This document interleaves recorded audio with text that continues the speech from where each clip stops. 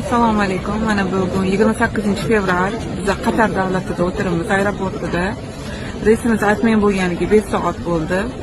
Qozog'iston posolstvosining vakili kelib, Qozog'iston Respublikasini fuqarolarini olib chiqib ketyapti, gостиницаga joylashtiryapti. Mana hozir Qirg'izistonnikini vakili kelib, Qirg'iziston fuqarolarini olib ketib, posolstvoga joylashtiryapti. O'zbekiston posolstvosina telefonimizni olyapti, javob beryapti, kelyapti.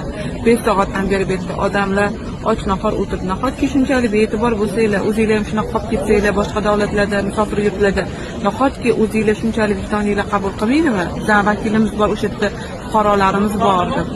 Mana shuncha o'zbekistonliklar kutib ezilib ketdi, o'zi 6-soatga o'tyapti. Bu yerda och-nahor yosh bolaliklar bor, katta yoshliklar bor. Yordam beradigan odam bormi posolstvodan bu yerga bizga? Mana qani ko'rsating, qancha narsa odamlar bor, mana bu turibdi. Reyslarni kutib. Hammasi o'zbeklar.